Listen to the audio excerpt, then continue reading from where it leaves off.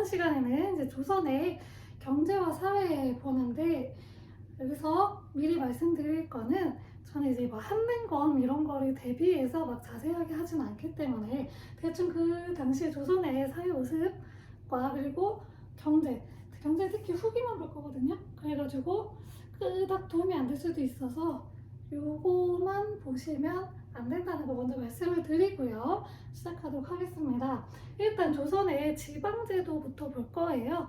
우리 대한민국도 지방제도가 있죠. 팔도로 이루어져 있고 광역시도 있고 뭐 특례시라는 것도 만들어서 수원 특례시 막 이런 거 만들어졌거든요. 그래서 그런 지방 제도들이 있는데 조선시대에는 지방을 어떻게 구성을 했을까입니다.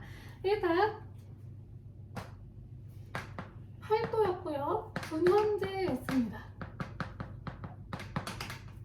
군현제가 뭐냐면 지금의 도, 우리는 무슨 도, 무슨 시, 무슨 뭐 동 이런 식으로 나가잖아요.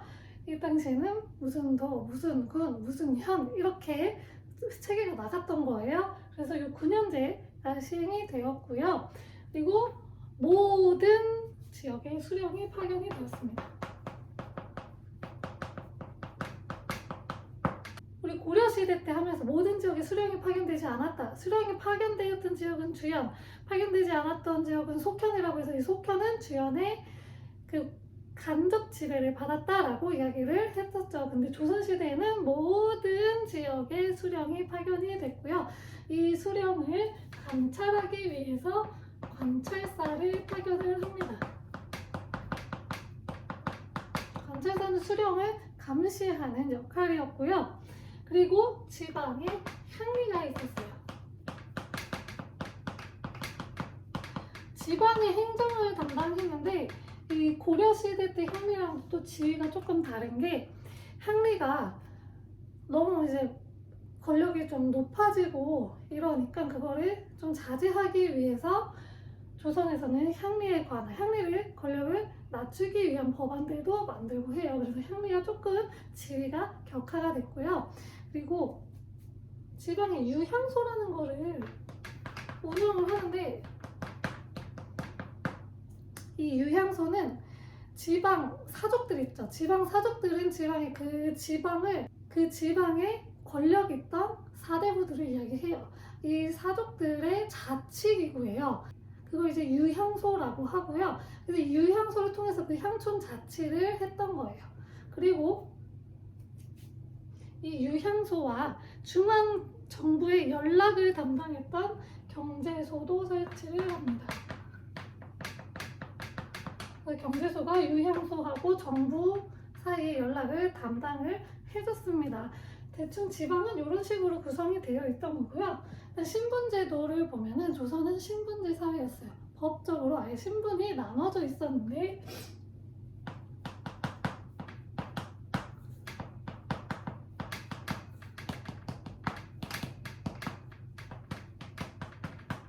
크게 보면 뭐 작게 보면 4개로 나눠져 있고 크게 보면 2개예요. 어떻게 2개냐? 양인과 선민인데요. 그래서 양천제 사회예요. 근데 나중에 이게 좀 바뀌어서 반상제 식으로 좀 가기는 합니다. 그래서 기본적으로 상민 이상이면 과거에 응시가 가능해서 과거제도에 합격만 하면 양반이 될 수가 있었어요. 이 양반이 뭐냐 그러면 양반은 문반과 무반 두 개의 반이라고 해서 양반이고요. 얘네는 중앙에서 나랏일하는 공무원들이에요. 그래서 이 공무원 집안을 배출하면 양반이 공무원이 되면은 양반이라고 불렸고 이게 나중에 점점 조선 후기로 점점 가면서 신분처럼 굳어져서 양반이라고 하는 신분이 만들어지게 된 거고요. 대신에 그 양반 출세를 3대 이상 하지 못하면 그 양반 신분을 자격을 박탈하게 돼요. 그래서 어떻게 해서든지 과거 시험에 합격해서 그 양반의 자리를 쭉 유지를 했어야만 했던 거고요. 중인 같은 경우에는 기술직들이 주로 여기에 포함이 되어 있어요. 그래서 기술직, 뭐 역관, 의원, 뭐 이런 사람들이 포함이 되어 있고 또 중인에는 누가 포함이 되어 있냐면 서울이 포함이 되어 있어요. 서울은 양반은 첩의 자식이에요. 근데 양반이 아니에요. 첩이기 때문에, 정실부인이 아니기 때문에 얘네들은 좀 취급을 못 받아서 과거 시험에 응시를 못했습니다. 서울은. 그러다 나중에 우리 지난 시간에 했듯이 정조 때 해서 통청운동을 벌인 결과 규장급까지 진출도 했었죠. 그래서 그런 차별이 점차 철폐가 됐었고, 이 상민계층이 굉장히 중요한 계층입니다. 왜냐하면 상민계층은 나라에 세금을 내는 계층이기 때문이에요. 이 상민들이 내는 세금으로 나라가 먹고 살아요. 그래서 상민계층은 그냥 일반 보통 서민들을 이야기한다고 보면 돼요. 여기에는 농민도 있고요, 어민도 있고, 상인도 있고요. 굉장히 이렇게 다양한 그냥 평범한 사람들이 많이 포진이 되어 있어요. 그래서 대다수가 이 상민들이었는데 조선 후기로 가면서 상민계층이 줄어들게 돼요. 그리고 천민은 말 그대로 가장 천한데 대부분이 노비였어요. 노비가 아닌 것도 있어요. 뭐 광대, 기생 이런 사람들도 다 천민이거든요. 근데 대부분이 노비였고, 노비는 재산 취급을 받았어요. 그래서 사람 취급 못 받고 재산 취급 받아서 매매, 증여의 대상이, 매매는 사고 파는 거죠. 증여는 내 자식한테 물려주는 걸 증여라고 하죠. 그런 매매, 증여의 대상이었다고 합니다. 그리고 또 하나의 계급이 백정이라고 하는 게 있는데, 백정은 도산업자예요. 그래가지고 굉장히 사람 취급도 못 받았어요.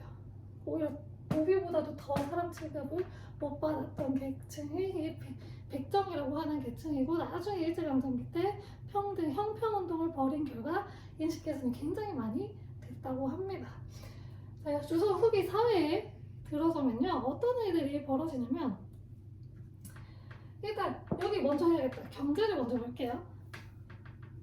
조선 후기 경제에 들어서면은 점차적으로 농업기술이 발전을 하죠. 그래가지고 이양법이라는 게 들어오기는 옛날부터 들어왔어요, 이양법은. 근데 널리 보급이 됐어요.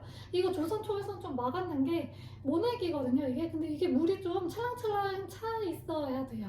근데 지금은 여기저기서 물을 끌어와가지고 쓰는데, 옛날엔 그런 기술이 부족하니까 비가 많이 와야지만 이게 성공을 할 수 있어요. 근데 이게 비가 안 오면은 가물어버리면 그냥 싹 다 망하는 거거든요. 그래서 조선 정부에서는 웬만하면 이양법을 권하지 않았는데, 이게 노동력이 엄청나게 절감이 되는 거예요.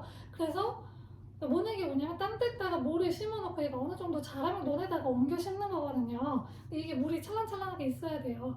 근데 이게 진짜 노동력 절감이 엄청 되는데, 그래서 이걸 사람들이 하려고 했었어요. 근데 조선 정부에서 말렸지만 노동력 절감이 되고 생산량도 늘어나기 때문에 사람들은 당연히 이걸 했겠죠. 그래서 이양법이 널리 보급이 되면서 점점 기술도 발전을 했겠죠. 그래서 이양법이 좀 잘 되니까 이게 노동력 절감이 된다고 했잖아요. 그래서 한 사람이 넓은 땅을 경작하는 광작이 등장을 하기 시작을 합니다. 자, 그러면 농민들한테 좋긴 하겠죠. 근데 안 좋은 점이 하나 있어요. 뭐냐면 옛날에는 밭에 내 땅이지만 내가 다 하지 않고 소작농을 데려와가지고 그 소작농에 대신 소작을 하고, 그리고 몇 퍼센트씩 뭐 나눠갖고 이런 게 있었는데, 이렇게 해버리니까 굳이 그렇게 할 필요가 없는 거예요. 그래서 소작농들이 쫓겨나기 시작을 해요. 그래서 이거는 여기서 할 거예요. 그래서 그런 일들이 벌어졌다라는 거. 두 가지가 발생한 거예요. 그 부농이랑 부자 농민이랑 임노동자 계층이 등장했다. 자, 그리고 조선 후기 사회에서는 장시가 또 등장할 만한 게, 장시는 시장이에요. 그 오일장 이런 거 혹시 들어보셨어요? 보부상들이 다니면서 했던 건데, 이제는 신해통공 이후에, 정조 때 신해통공 이후에 난전을 풀어뒀잖아요. 그래가지고 장시가 여기저기서 막 열려요. 그래서 상업이 발전을 하게 되었습니다. 그러면서 이제 보부상들의 그런 활동이 두드러지게 나타나는데, 보부상은 보상하고 부상으로 나눠지는 거예요. 근데 보부상이라고 그냥 합쳐서 부르는데, 이 보찜을 들고 다니면서 여기서 물건을 팔고, 그리고 좀 더 여기서 하루는 여기서 물건을 팔고 그 다음날은 그 옆 동네 가서 팔고 이렇게 되는 거예요. 그래서 5일 주기로 그렇게 돌았던 거죠. 그게 5일장의 기원이에요. 그래서 그렇게 이렇게 돌면서 물건을 팔기 시작하는 보부상들도 점점 활발해졌다 라고 하는 게 조선 후기의 대표적인 경제적인 모습이고, 사회는 이 경제적인 변화와 맞물려서 일어나기 시작을 해요. 여기서 일단 분홍층들이 나타난다고 했잖아요. 분홍층도 나타나고, 그리고 임진왜란과 병자호란을 겪으면서 나라가 진짜 황폐해지고 엉망진창이 되고, 그래서 나라에서는 돈을 좀 벌기 위해서 공명첩이라든지 납속 같은 거를 팔아요.